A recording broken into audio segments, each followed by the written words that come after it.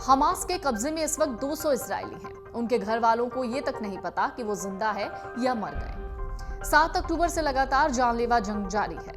इसमें तकरीबन अब तक 4000 लोग मारे जा चुके हैं। अमेरिका भी इस युद्ध पर निगाह रख रहा है। ये बात अलग है कि ट्रंप लगातार बाइडेन को इस जंग का जिम्मेदार बता रहे हैं। डोनाल्ड ट्रंप ने आरोप लगाते हुए कहा था कि अफसोस की बात है कि अमेरिकी करदाताओं के पैसे से इन हमलों को फंड करने में मदद मिली है।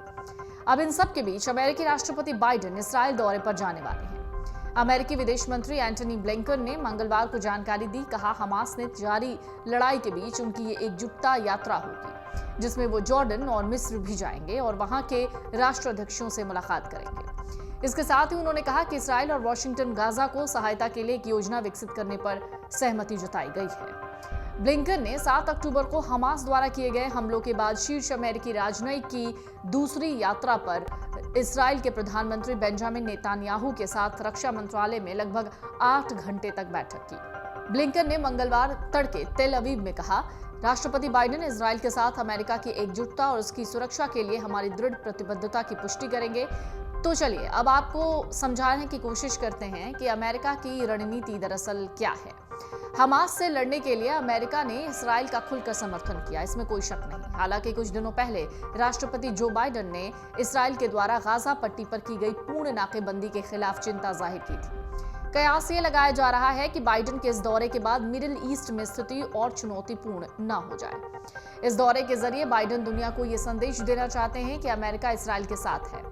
आपको बता दें, यूक्रेन और इसराइल की मदद के लिए बाइडेन ने अमेरिकी कांग्रेस से $2 बिलियन से ज्यादा की अतिरिक्त सहायता की मांग की है। बाइडेन न सिर्फ इसराइल जाएंगे बल्कि वो जॉर्डन का भी दौरा करेंगे। यानी अमेरिका की कोशिश है कि इसराइल का साथ देते हुए वो खाड़ी देशों के साथ अपने रिश्ते को बिगड़ने ना दें।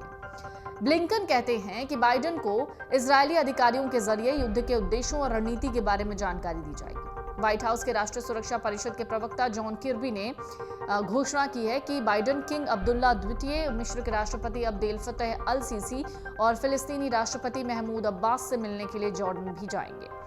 कुछ दिनों पहले अमेरिकी राष्ट्रपति जो बाइडेन मिस्र के राष्ट्रपति अब्देल फतेह अल सीसी, इराकी प्रधानमंत्री मोहम्मद शिया अल सुदानी और जर्मन चांसलर ओलाफ स्कोल्ज के साथ फोन पर बात कर चुके हैं। व्हाइट हाउस के अधिकारियों ने कहा है कि ईरान को मोटे तौर पर पता था कि हमास इसराइल के खिलाफ संभावित हमले की तैयारी कर रहा था, लेकिन अमेरिका के पास इस दावे का कोई ठोस सबूत नहीं है। ईरान ने इस युद्ध को लेकर फिलिस्तीन और हमास का समर्थन किया है।